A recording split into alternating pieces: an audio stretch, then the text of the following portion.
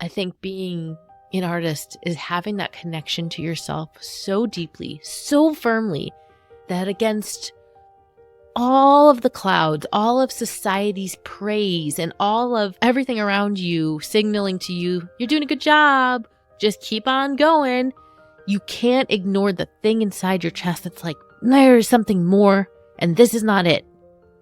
This is not it. Help Me See is a podcast dedicated to the art of seeing. It's a space for the restless visionary with an insatiable desire to create the life and work you're meant for. My name is Bianca Leah Mora, and I'm a photographic artist, a mother, and a coach who's transformed my fear of loss into power, art, and philosophy. One of the scariest quotes I never want to say is, "I wish I knew at the time." But I truly believe that we have the innate ability to bring our wise 2020 hindsight to our now. You can deeply experience your nostalgia now while it's actually happening with no regrets. All you have to do is see. In this show, we laugh, we cry, we get inspired, we overshare. We have life-changing conversations around making meaning, self-discovery, and shedding all of the BS layers in order to reconnect to our own sacred vision. Seeing yourself is an essential key to living powerfully. You are the vessel, the lens that filters absolutely everything in your life. What are you filtering for? Whether it be conversations with fellow artists and visionaries or my solo audio journal style introspective ramblings, each episode is meant to feel like an exhale, an unraveling of truth, a moment for you to be able to put your finger on something that you haven't been able to for far too long. Come exactly as you are. It's perfect. Honor your instincts. Let's uncover some of the most important things in our lives, which all too often can slip out from our view. Let's commit to seeing and consciously creating what only you can in your one and only life. Let's dive in. Hello, and welcome to another episode of Help Me See. Today, I'm on fire and really want to talk about the profound effect of having someone to talk to. Having someone to talk to. Someone who is more concerned with listening than speaking back.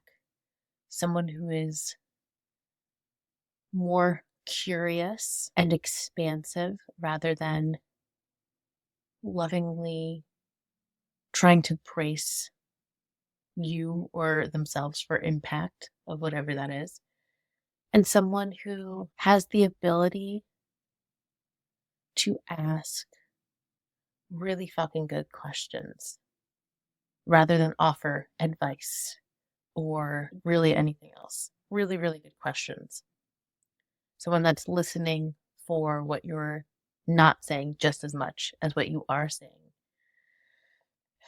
This has been the impact of working with mentors over the last, what has it been now? 4 years. About 4 years specifically seeking out personal coaches. This coming week, I'm going to open my books up for mentoring sessions. And I'm calling them mentoring sessions now as a test because in the past I've called them coaching sessions. But it feels like a lot of people in my immediate world aren't very familiar with coaching. For me, the term mentoring always kind of felt like, oh, allow me to impart wisdom. And I didn't like that. So coaching felt better, but I also feel like it might be a little bit confusing to some. So we're going to play with the word, and I'm offering mentoring sessions. What does this mean? Why am I doing it? There's a little bit of a backstory. So recently, I've decided to start applying for adjunct faculty roles in photo institutions. And as part of my application process for one of them, I had to propose my own course and propose the curriculum of said course. So of course, this cannot be a course that's something that feels like, oh, just really simple, I can throw together. Of course, this course needs to be the holy grail of everything that I am passionate about rolled up into one succinct 5-week outline. So for the sake of the conversation here and for context, I will share, it's not set in stone, but the course title is Sustaining the Visionary Artist's Life and Wellbeing Through Photographic Consciousness. And in the course lessons, I'll just read a few of them just in case you're curious. Discovering your inner lens, exploring the self and artistic identity, photographic presence, a way of being through seeing. The photograph is not the point, in active meditation. Conscious creation, deepening connection between self and craft. Healing, self-expression, and empowerment through photographic practice. Developing personal and professional philosophy, harmonizing creative practice with life and career. And thriving as a visionary artist, sustaining your photographic practice for life. Conviction and flexibility. Okay. The course overview says it provides a holistic approach to sustaining the artist's life by focusing on personal well-being, discovery, and creative exploration through craft. Participants will learn to cultivate their artistic vision through self-reflection, presence, and the merging of professional and personal philosophy that nourish both their inner and outer world. It's designed to help photographers create meaningful work, maintain connection to self, and develop resilience in navigating uncharted paths as lifelong artists. The outcome is participants will have developed a deep understanding of how to align their photographic practice with personal well-being and intentional living. They will have gained tools for creation with intention, staying connected to their vision, and sustaining a thriving creative life. Each participant will leave with a series of photographic journaling reflections that chronicle their journey and creates the foundation of a practice from which to maintain connection to self, well-being, and a sharp vision throughout their creative life. Okay. So I write this, right? I submit it. And now I'm waiting to hear back. But I don't want to wait to hear back to get to work. In my cover letter for this job, I spoke about how, you know what? Fuck it. Why don't I just read the cover letter? Let me see. Why not? I mean, I feel like I'd be interested. I'm a photographic artist and educator working the crossroads of philosophy, consciousness, and self-discovery through photographic practice. Continuous studies, ever-expanding self-expression, and empowering artists from all walks of life. Since 2012, I've been navigating life as a working artist, walking that line between both professional and personal satisfaction and survival. 2018, I became a mother and have become devoted to offering tools to harness creative practice for wellness and support in sustaining this way of life. I absolutely love my schooling experience, but I deeply lament there's a severe lack of focus on long-term realities, well-being, and awareness in maneuvering the uncharted territories artists are left to navigate alone after school. After leaving full-time corporate, I've juggled freelance opportunities alongside private client commissions, but my deepest passion has been in creating education around photographic consciousness. I have privately mentored as well as hosted self-led programs, braiding the threads of the personal cravings of creative life and the tenacious demands of sustaining it with the immense gifts that the photographic medium can give us.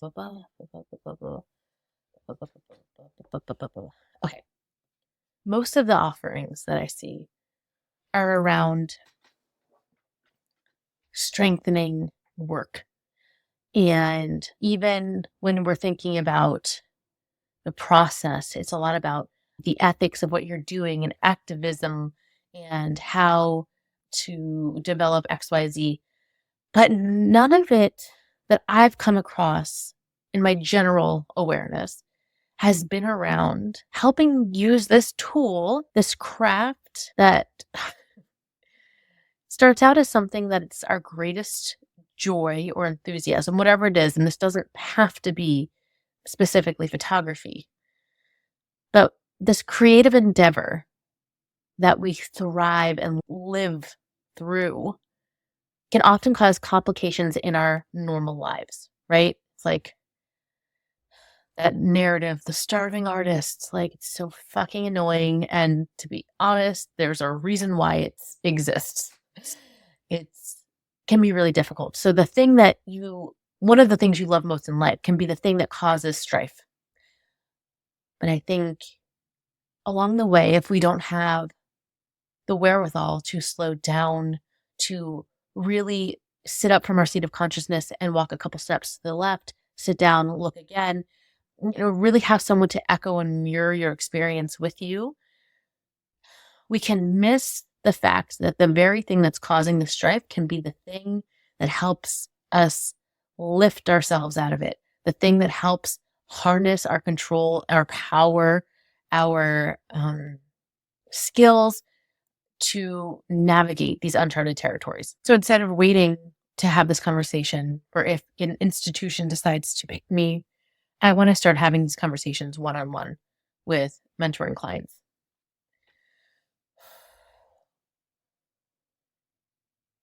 Anyone can make amazing work.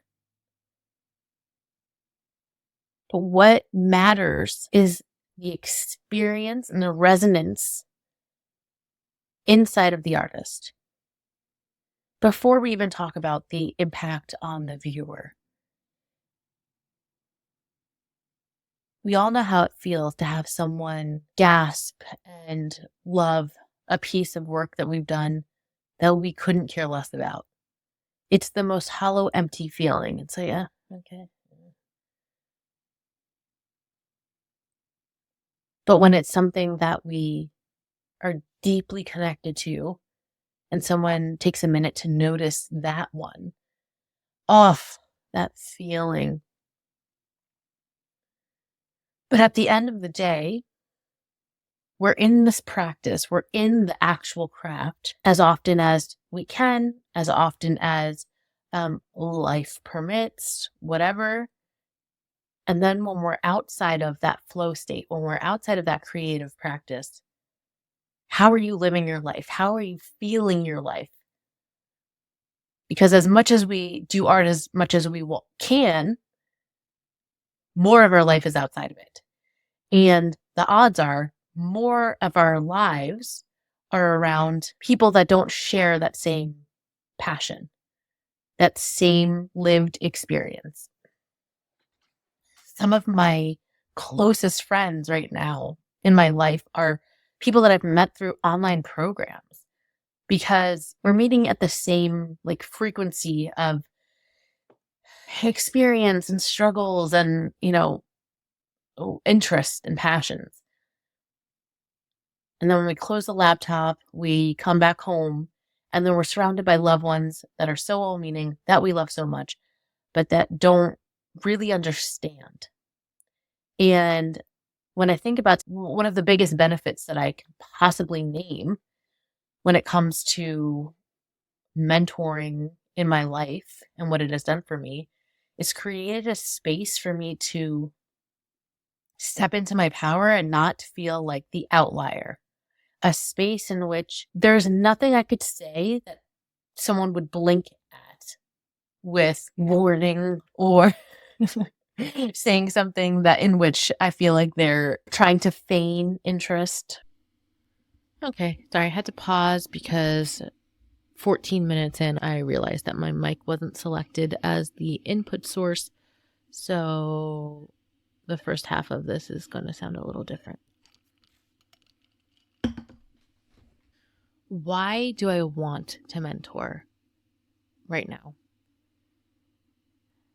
It feels so crucial and urgent for the intentional, sensitive, deep, and loving souls of the world be supported to be able to be in their lives and create in their work in the way they're meant to. I think about how much experience and how much art doesn't get lived because of the overwhelming pressures and expectations and struggles of a life.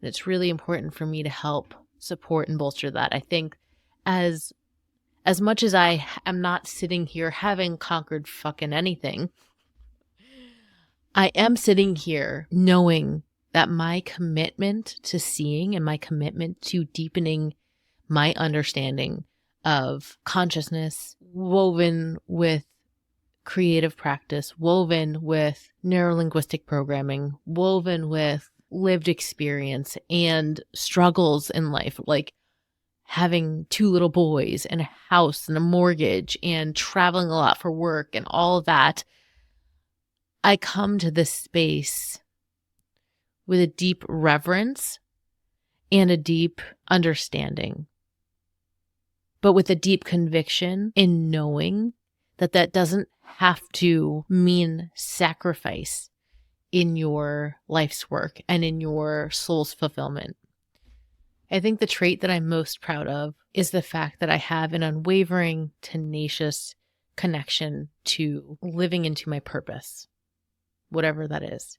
And I'm continuing to discover what that is more intimately and act on that. And my unconditional trust and relationship with myself helps keep me going in that. And I believe that's available to all of us.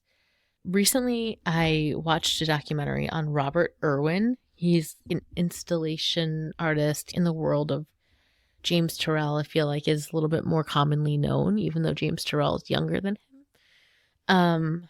So I bought this book. I mentioned it in the last episode. Seeing is forgetting the name of the thing one sees. And before I read the book, I only read a couple pages so far, I really wanted to understand more about the artist. So I watched on YouTube, there was some documentary that they had of him. And oh my God, such a fucking badass.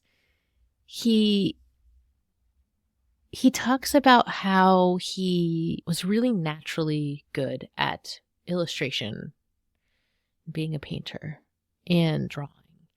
And at one point in time, he was at a young age, had a show, I think it was in New York. And for the first time, he was able to look at it and witness his work without circumstances clouding or, noise, whatever it was. And he was just standing there looking at it.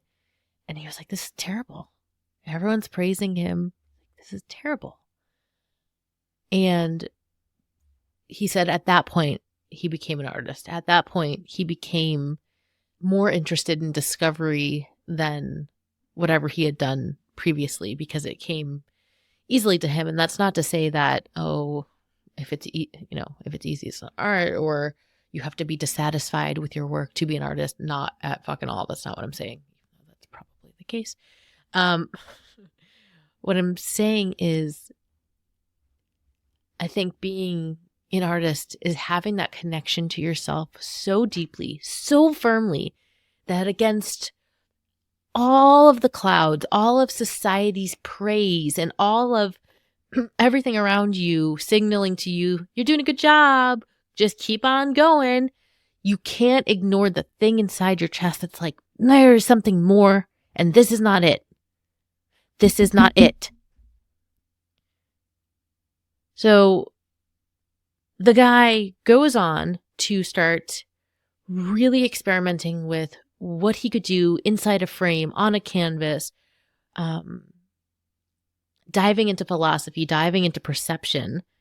His art radically changes. And then at some point in time, he completely abandons the painting and starts doing experiential installation works that at one point he banned them from being photographed because he says there's no use because the photograph won't be able to say anything about them or I don't know. Okay, I'm getting really worked up.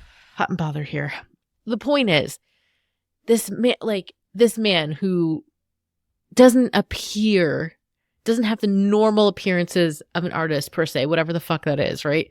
He rejects the fact that, you have to be in great pain or sorrow to be, making art. He rejected his own original medium of art not because he wasn't getting acclaim or success or praise or, creating things that were beautiful, but because he decided It didn't mean anything to him. And he pursued and is still curious and still has a twinkle pursuing whatever he decides is the itch he cannot scratch, but he will continue and continue and continue.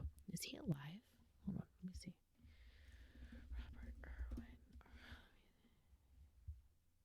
Oh no, he died. He only died last year. Oh, he died last year, the day before my birthday.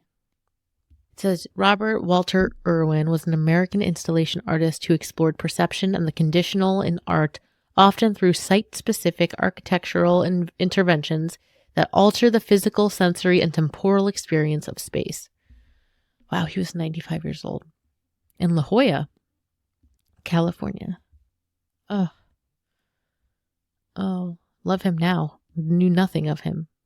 I'm sure I had heard his name, but really had no understanding of what he was doing. Wow. He was probably the most beautiful old man I've ever seen. Jeez.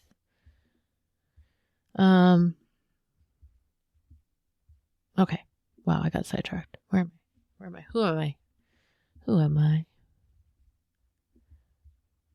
What I'm saying here, if you're still with me, what I'm saying here is I resonate deeply with his willingness to abandon what he had known until that point, letting go of all that is familiar and comfortable for him, to really commit to whatever truth is for him, an authentic, meaning-filled life. And one of my greatest comforts in life, and the thing I'm probably most proud of myself in this lifetime, is the fact that I know that I am committed to abandoning what I know in pursuit of truth. When I get that itch and that inkling, I will not let it go. I will dig and I will figure out where the truth, where the meaning lies within me. And I would love to go on that journey with you. I would love to be the person to help mirror back your fucking visionary desires and goals and intentions and inklings in life and figure out a way to make that life force sustainable, make that life force something that you can access, make that self-trust unconditional and self-led. I've said it before, I'm not afraid of making a wrong choice. I'm afraid of not seeing a choice, of not seeing the possibility of what is the most alive I could be in my life and in my work. And when I think about my role, the sacred role of being a mentor for someone, although I am an open book, I have literally nothing off limits. Any question you might have about my process, my whatever, my craft, open book. But in mentoring, it's not about me. It's about you having someone mirror to you who you're being in this moment and what you're actually wanting, what you're actually believing and living and valuing, and where is the dissonance and where are the opportunities for leaning more and discovering more truth. You know, some of the most impactful discoveries I've made about myself in my life have been in the last year, and so simple and what seems to be so obvious to me. But through high quality questions and very intentional and thoughtful mentors and coaches redirecting me back to myself, redirect back, I'm able to strengthen and stay tethered to my truth and what's real for me, no matter how often that's changing, because I'm forever evolving and growing. I already do this month after month after month through the guided, prompted photographic journaling templates that I make. If you're part of Nostalgia Now, if you're a paid member of my Substack, every month we have, I've been doing this for years outside of Substack, but just the other couple months ago, I started on Substack, where every month you get a one-of-a-kind created Canva template that allows you to look back in your photographs from the month, whether or not they're professional or not, it doesn't matter. It's more so your personal snapshots, because this is like an inquiry, a self-reflection of consciousness. You read the prompts, feel them, and go and look in your archive and create this visual introspective journal where you're able to awaken to what you're trying to tell yourself and take that wisdom and move on to your next month of your life, deeply rooted, more grounded, more intentional, more in tune with yourself. So with the one-on-one mentoring, I'm taking that monthly practice and bringing it to you directly and in real time. It's real time, intimate, vulnerable, safe, non-judgmental questionings of your beliefs, your values, your emotions, your experiences, your struggles, revealing blind spots, and providing a catalyst for transformation and a clear understanding of your identity and your purpose. It's like this self-created roadmap that gives you so much peace in being able to just put your finger on something and going, oh yeah. Oh, that's why that's happening. Oh, this is why I feel restless and discontent. Oh, it's not a magic pill. It doesn't make everything go away and everything okay. But I think that it does something way more enduring, way more beneficial, which is providing resiliency and a reverence for your authentic voice and your unique path and your inner compass.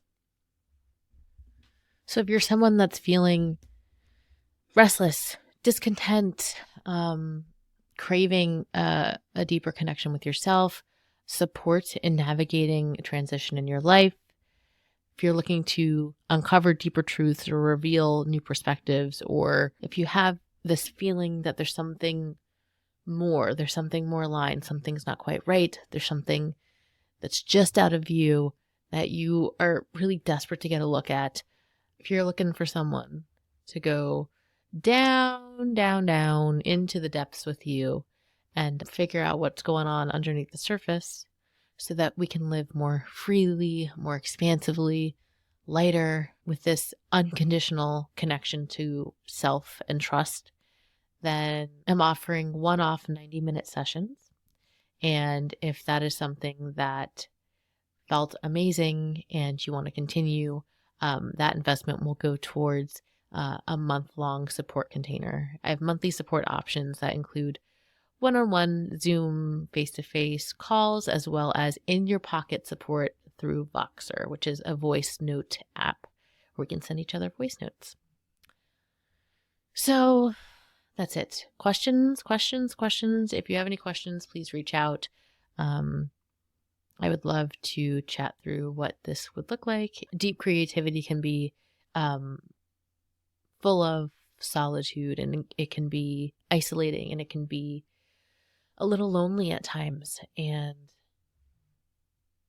coming up for air with someone who not only gets it, but is more concerned with your truth than what they have to say or giving advice will never not be helpful. Pretty sure. That is what I have for you today. I'm going to leave you with a question. In the spirit of asking good questions, I'm going to leave you with a question. So it's by Walker Percy.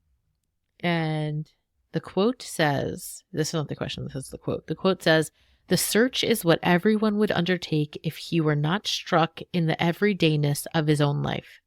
To be aware of the possibility of the search is to be onto something. Not to be onto something is to be in despair." What are you onto? What is something that feels like it's magnetically like drawing you towards it? What is a possibility you are aware of and curious about? I want to understand, what is the mobilizing, energetic, life force feeling space in your life right now? What is that? Just identify it. If you don't know what that is, it's okay. Sit there, close your eyes, take a few breaths, and remember the last time you felt that energy, that like zzz, that if you're talking to someone about something, that when you're like a puppy, like can't wait for your turn to speak because you want to talk about it so much and you can't shut up, and what is that? Or the time where you feel just so exhilarated, you take a deep breath and exhale, not from tension or from sighing or from actual awe. When's the last time you felt like you lost track of time completely? What are those worlds? Where are you going? What are you onto right now? See you next week. This has been an Awkward Sage production.